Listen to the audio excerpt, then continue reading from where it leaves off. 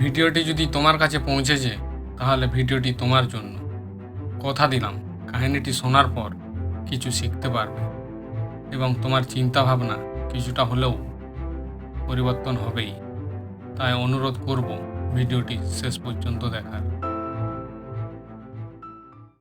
একবারের কথা, এক বড় ব্যবসায়ী একটি ছোট গ্রামে বেড়াতে আসেন।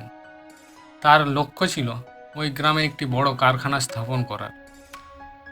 সে এমন এক জায়গায় পৌঁছায় যেখানে তার সামনে একটি নদী এবং সেই নদীর ওপারে গ্রাম, যেখানে তাকে পৌঁছাতে হবে।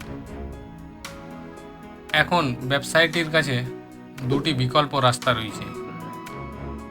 একটি হলো গ্রামে পৌঁছানোর জন্য সড়ক পথ ভ্রমণ করা, যেখানে পৌঁছানোর জন্য কোনো সোজা পথ না থাকায় প্রায় 10 ঘন্টা সময় লেগে যাবে।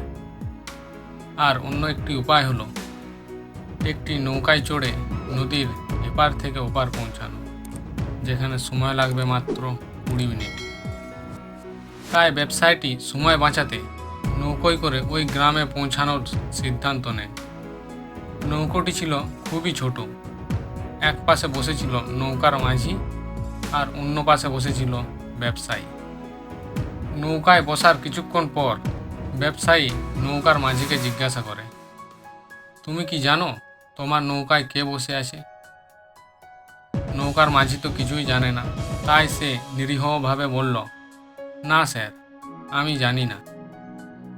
তখন ব্যবসায়ী বলল, আরে তুমি কি খবরের কাগজ পড়ো না? আমার ছবি প্রতি সপ্তাহে দ্বিতীয় দিন প্রকাশিত হয়। তারপর নৌকার মাঝি বলল, আরে স্যার, আমি লিখতে পড়তে জানি না।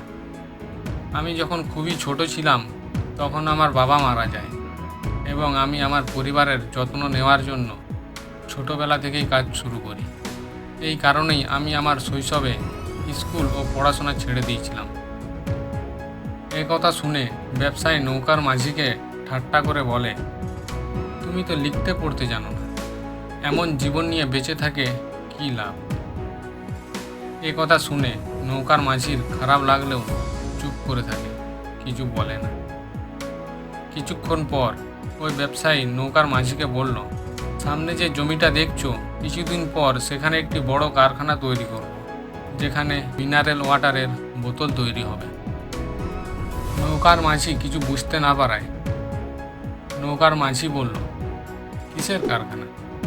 তাই ব্যবসায়ী খুব বিরক্ত হয়ে তাকে বলল, সেখানে পানির বোতল তৈরি করা হবে, যা এখানকার গ্রামে বিক্রি না হলেও শহরে প্রচুর বিক্রি হয়। তখন নৌকার মাঝি বলল, আরে হুজুর, জানবো কি করে? আমি তো কখনো গ্রামের বাইরেই যাইনি। তখন ব্যবসায়ী হেসে বলল, তুমি তো এই গ্রামের বাইরে যাওনি, এমনকি শহর কী জিনিস সেটাও জানো না। এমন জীবন নিয়ে বেঁচে থাকার কী লাভ? ব্যবসায়ীর কথা শুনে নৌকার মাঝি সত্যি অনুভব করতে লাগলো যে তার এমন জীবন নিয়ে বেঁচে থেকে কোনো লাভ নেই। এই সব কথা ভাবতে ভাবতে নৌকার মাঝি অন্যমনস্ক হয়ে পড়ে এবং নৌকাটি একটি বড় পাথরের সাথে ধাক্কা খায়।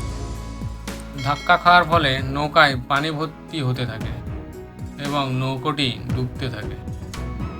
যে স্থানে ডুবতে থাকে সেই স্থানে জল ছিল অনেক গভীর এবং কিনারা ছিল অনেক দূরে। নৌকার মাঝি বুঝতে পারে যে এখন আর নৌকা বাঁচানোর উপায় নেই। এমন অবস্থাতে নৌকার মাঝি জীবন বাঁচাতে নদীতে ঝাঁপ দিতে যাচ্ছিল। এমন সময় ব্যবসায়ীকে মাঝি জিজ্ঞাসা করল, তুমি কি সাঁতার জানো? ব্যবসায়ী সাঁতার জানে না, তাই সে ঘাবড়ে গিয়ে বলে, না, আমি সাঁতার জানি না। এ কথা শুনে নৌকার মাঝি হেসে বলল, স্যার, আপনিও তো সাঁতার জানেন না, এমন জীবন নিয়ে বেঁচে থাকে আপনার কী লাভ? এ কথা শুনে ব্যবসায়ী তার ভুল বুঝতে পারে এবং হাত জোড় করে নৌকার মাঝিকে বলে, তুমি যা চাইবে আমি তাই দেব, তুমি শুধু আমার জীবন বাঁচাও। তারপর নৌকার মাঝি বলল, আরে স্যার, ভয় পাবেন না, আমি শুধু সাঁতার জানি না, ডুবে যাওয়া মানুষকে বাঁচাতেও জানি। আপনি আমাকে শক্ত করে ধরুন, আমি আপনার কিছু হতে দেব না। তারপর নৌকার মাঝি সাঁতরে শুধু তার জীবন রক্ষা করে না, বরং ওই ব্যবসায়ীর জীবনও রক্ষা করে। বন্ধুরা, এই ছোট্ট কাহিনী থেকে আমরা একটি বড় শিক্ষা পাই। জীবনে আমাদের কখনোই কাউকে নিয়ে ঠাট্টা করা উচিত নয়, বা নিজেকে নিজের থেকে ছোট মনে করা উচিত নয়। কারণ আমরা কখনোই জানি না যে কখন, কোথায় এবং কিভাবে আমাদের কাউকে প্রয়োজন হতে পারে। বন্ধুগণ, ভিডিওটি শেষ পর্যন্ত দেখার জন্য অনেক অনেক ধন্যবাদ। কাহিনীটি কেমন লাগলো কমেন্টে অবশ্যই জানিও। ভিডিওটি যদি শিক্ষণীয় মনে হয় তাহলে লাইক করো।